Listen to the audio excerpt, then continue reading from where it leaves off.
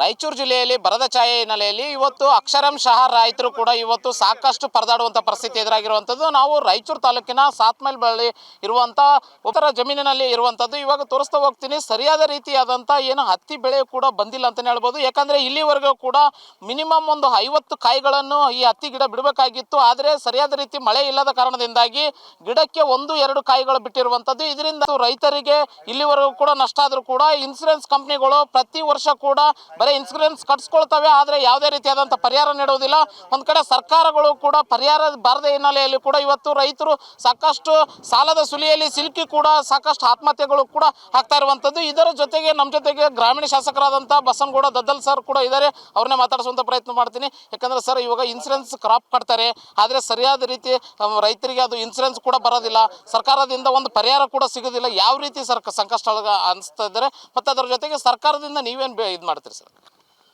ಈಗಾಗಲೇ ರಾಯಚೂರು ಜಿಲ್ಲೆಯಲ್ಲಿ ಬಹಳಷ್ಟು ಇವತ್ತು 90% ಭಾಗ ಕಾಟನನ್ನು ಇವತ್ತು ಸೋಯಿಂಗ್ ಆಗ್ತಾ ಇತ್ತು. ಮತ್ತು ಇಲ್ಲಿಂದ ಇಡೀ ಏಷ್ಯಾ ಖಂಡಕ್ಕೆ ನಮಗೆ ಇಲ್ಲಿಂದ ಕಾಟನನ್ನು ಜಿನ್ನಿಂಗ್ ಮಾಡಿ ಮತ್ತು ಇವತ್ತೆಲ್ಲವನ್ನು ಬೇಲ್ ಮಾಡಿ ಅದನ್ನು ಕಳಿಸುವಂಥದ್ದು ಈ ರಾಯಚೂರು ಜಿಲ್ಲೆಯಲ್ಲಿ ಭಾಳ ಮಹತ್ವವನ್ನು ವಹಿಸಿತ್ತು.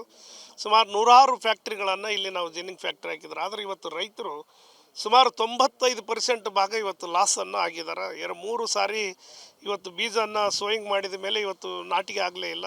ಜೂನ್ ತಿಂಗಳ ಸಂಪೂರ್ಣ ಮಳೆ ಹೋಯಿತು, ಮತ್ತು ಜುಲೈಯಲ್ಲಿ ಅಲ್ಪ ಸ್ವಲ್ಪ ಬಂತು ಮತ್ತು ಅದೂ ನಾಟಿ ಆಗಲಿಲ್ಲ. ಹಾಗಾಗಿ ಇವತ್ತು ರೈತರು ಸಾಲದ ಸುಳಿಯಲ್ಲಿ ಸಿಲುಕಿದ್ದಾರೆ. ಹಾಗಾಗಿ ಇವತ್ತು ನನ್ನ ರಾಯಚೂರು ಗ್ರಾಮೀಣ ಕ್ಷೇತ್ರದ ಜನರು ಇವತ್ತು ಬೆಂಗಳೂರಿಗೆ ಗೂಳೆ ಮತ್ತು ಬೆಂಗಳೂರು, ಮಂಗಳೂರು ಮತ್ತು ಈ ಕಡೆ ಬಾಂಬೆ ಎಲ್ಲ ಕಡೆಗನ್ನು ಗೂಳೆ ಹೋಗುವಂಥ ಪರಿಸ್ಥಿತಿಗಳಾಗಿದೆ. ಹಾಗಾಗಿ ಸರ್ಕಾರ ತಕ್ಷಣಕ್ಕೆ ಡ್ರಾಟ್ ಡಿಕ್ಲೇರೇಷನನ್ನು ಇವತ್ತು ಬರಗಾಲ ಘೋಷಣೆಯನ್ನು ರಾಯಚೂರು ತಾಲೂಕು ಮಾಡಬೇಕಾಗ್ತದೆ. ಜಿಲ್ಲೆಯನ್ನು ಮಾಡಿದಾಗ ಮಾತ್ರ ರೈತರಿಗೆ ಏನು ಇನ್ಸೂರೆನ್ಸ್ ಕಂಪನಿಗಳನ್ನು ಇನ್ಸೂರೆನ್ಸ್ ತುಂಬ್ತಾ ಇರ್ತಾರೆ, ಅವ್ರಿಗೆ ಕೂಡ ಸುಮಾರು 7 ವರ್ಷದಿಂದ ಅವರು ಡಾಟಾ ಕಲೆಕ್ಟ್ ಮಾಡಿ ಕೊಡುವಂಥದಕ್ಕೆ ಇವಾಗ ರೈತರು ಕೂಡ ಯಾವ ಇನ್ಸೂರೆನ್ಸ್ ಕೂಡ ಸರಿಯಾದ ರೀತಿಯಿಂದ ಬರ್ತಾ ಇಲ್ಲ. ಅವ್ರಿಗೂ ಕೂಡ ಸಡಿಲಿಕೆ ಮಾಡಬೇಕಾಗ್ತದೆ. ಪ್ರತಿ ವರ್ಷದ ಕ್ರಾಪ್ ಏನು ಲಾಸ್ ಆಗ್ತದೆ ಆ ಲಾಸಿನ ತಕ್ಕಂತೆ ಇನ್ಸೂರೆನ್ಸ್ ಕಂಪನಿಗಳು ಕೊಡಬೇಕಾಗ್ತದೆ ಅಂತ ಕೂಡ ನಾನು ಒತ್ತಾಯಿಸ್ತಾ ಇದ್ದೀನಿ. ಇವಾಗ 3 ಬಾರಿ ಏನು ಬಿತ್ತನೆ ಮಾಡಿದ್ದಾರೆ, 75,000 ರೂಪಾಯಿ ಎಕರೆಗೆ, 25,000 ರೂಪಾಯಿ ಒಂದು ಸಲಕ್ಕಾದರೆ 75,000 ರೂಪಾಯಿ ಆಗುತ್ತೆ ಸರ್. ಆದರೆ ಇದು ಇನ್ಸೂರೆನ್ಸ್ ಕಂಪ್ನಿಗಳು ಬರೀ ಇನ್ಸೂರೆನ್ಸ್ ಕಟ್ಸ್ಕೊಳ್ತಾವಾಗಲಿ ಇಲ್ಲಿವರೆಗೂ ಕೂಡ ಸರಿಯಾದ ಇನ್ಸೂರೆನ್ಸ್ ಕೊಡ್ತಾ ಇಲ್ಲ ಸರ್. ಅದ್ರ ಬಗ್ಗೆ ಸರ್ಕಾರಕ್ಕೆ ಏನು ಒತ್ತಾಯ ಮಾಡ್ತಾರೆ?